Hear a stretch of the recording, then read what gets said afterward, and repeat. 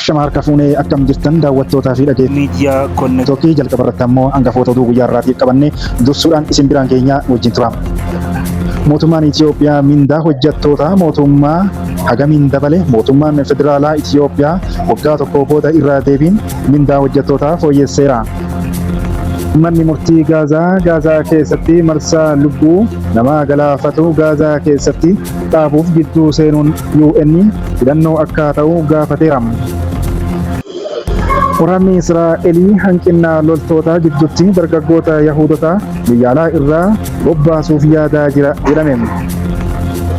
Kanneen amma dhageettan kun hangafoota oduu guyyaatiif ardii miidiyaa Konnekshin irraa qabaannee dhiyaannedha. Kan itti aanu ammoo babal'oomii oduutitti ceenaa balbal'inna isaa kan isin dhageessifnu ta'a.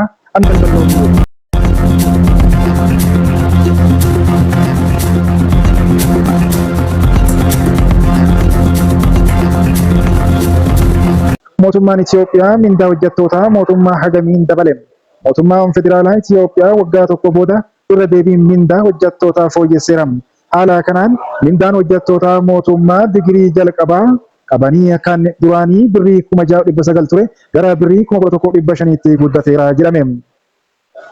Fooyya'insa mindaa taasifame kanaan mindaa hojjettoota mootummaa isaa xiqqaa ta'e irratti birriin 1,240 kan dabalame yoo ta'u, isa olaanaa irratti ammoo birrii 17,500 birrii 8 ta'uu dabaleera. Daballi mindaa Koomishinii Siivilii Saarvisii wiixata har'aa hagayyaa 18,2025 ibsee kun fulbaana dhufuu jalqaba bara 2018 irraa eegalee hojiirra oola jechuun gabaafame. Mootummaan waggootaaf mindaa hojjettootaa osoo hin fooyyessin kan ture yoo ta'u, bara darbe hagayyaa keessa hojjettoonni mootummaa qaala'insa jireenyaa akka dandamatan tumsuu kan jedhuun daballi mindaa taasisee ture.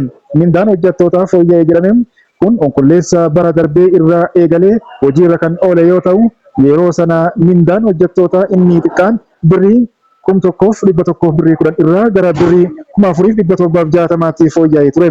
Kan gabaase BBC Afaan Oromootiin.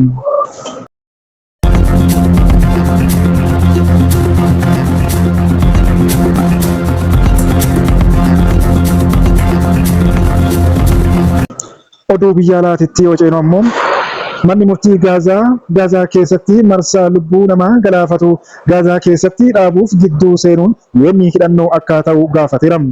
Qondaalli dhaabbata mootummoota gamtoomanii duraanii Riichaard Faalkii haleellaa Israa'el Gaazaa irratti tarkaanfii fudhachuu dhufaatii seenaa dhala namaa akka ta'u Istaanbuulitti akeekkachiisan. Manni murtii Gaazaa wiixata har'aa Israa'el Gaazaa keessatti marsaa duguuggaa sanyii lubbuu namaa galaafatu jechuun ibsee dhaabuuf gidduu seenuun hidhannoo idil addunyaa hatattamaa akka taasifamu gaafachuun tarkaanfii fudhachuu dhaabuun dhufaatii seenaa qabeessa dhala namaa akka ta'u akeekkachiiseera. Ibsa gaazexeessitootaaf Istaanbuul keessatti kennaniin pirezidaantiin mana murtii walabaa Riichaard Faalkii Yuunivarsiitii Ameerikaa Piriinstoon keessatti Piroofeesara seeraa idil addunyaa Imreetus fi gabaasa addaa mirga namoomaa naannoo Falastiin duraanii 2008 hanga 2014 mootummoonni mana maree nageenyaa akka bira darbanii fi yaa'iin waliigalaa dhaabbata mootummoota gamtoomanii hidhannoon gidduu seenuuf hayyama akka kennan aangoo akka kennan gaafataniiru. Yeroo kanatti tarkaanfii gosa hamaa fi cimaa ta'e yoo hin fudhanne wanti haala gidduu galeessaa ta'een hojjetame kamiyyuu namoota lubbuun hafan kanneen duraanuun duguuggaa sanyii ji'oota 22 oliif miidhaman baraaruuf yeroon isaa darba jedha Faalkiin. Ijjii fi gurri addunyaa akka kanaan duraan holokaastii dabalatee iftoominna duguuggaa sanyii yeroo qabatamaa keessatti raawwatameef saaxilameera. Namummaa keenya qormaata keessa galcha jechuun dubbatama. Faalki biyyoonni diimokiraasii warra dhihaa waan inni amala waliin jedhee waamuun qeeqee jijjiirama yaada uummataa hubateera.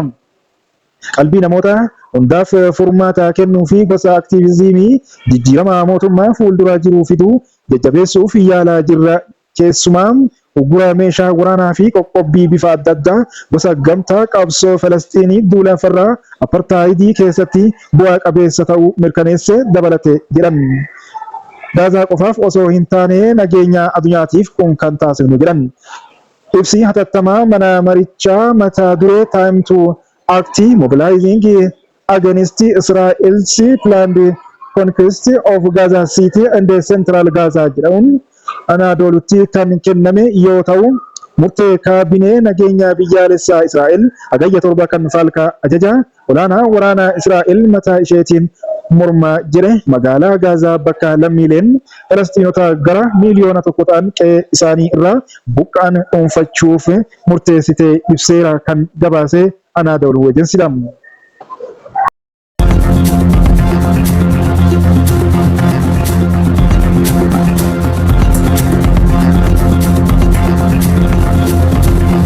Oduu xumuraaf qabannetti yoo ceenu waraanni Israa'elii hanqina loltoota gidduutti dargaggoota Yahudota biyya alaa irraa bobbaasuuf yaadaa jira jedhame.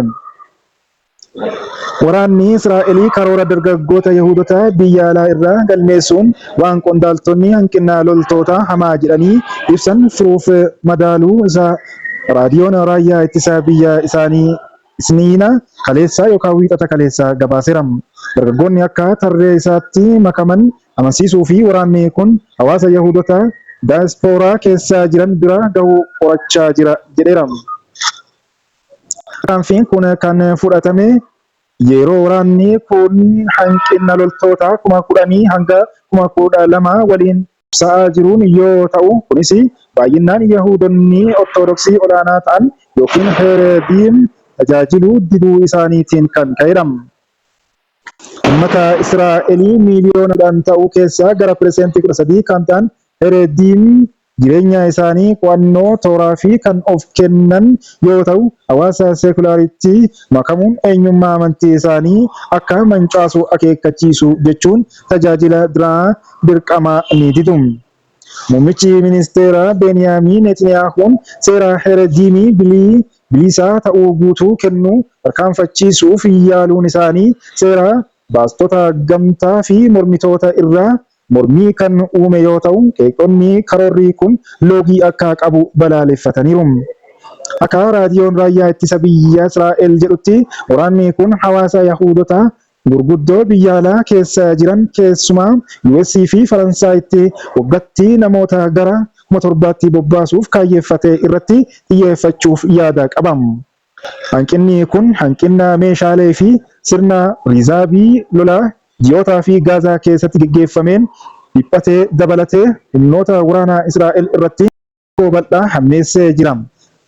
Riizarvistoonni hedduun miidhaan sammuu fi dhaabbiin waraanaa kanaan wal qabatee akka isaan mudate himaniiru. Ji'a Adoolessaa keessa gaazexaan guyyaa guyyaa Israa'el bariif ajoonni olaanoo yeroo jalqabaaf hamma hir'inni kana amanuu isaanii ibsuun qaawwii loltoota gara 7,500 tilmaamameera. Hooggantoonni kutaa waraanaa fe'iinsa hojii caccabsuu kaasuun tokko tokko karoora dafanii soorama ba'uu fi qaban agarsiisaniiru. Gama biraatiin ammoo gareewwan diddaa Falastiin Gaazaa keessa jiran kan kutaa waraanaa Hamaasii kan Birgeedii Al-Qasamiitiin durfaman guyyaa guyyaan jechuun ni danda'ama.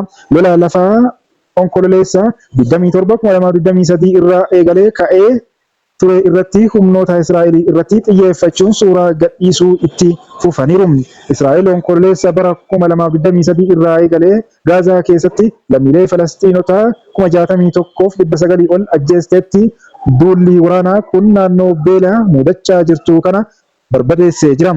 Adoolessa darbee manni murtii yakka idil addunyaa Netanyaahuu fi ministeera ittisaa isaanii duraanii Yoav Galantii yakka waraanaa fi yakka dhala namaa irratti Gaazaa keessatti raawwatameen ajaja hidhaa baase.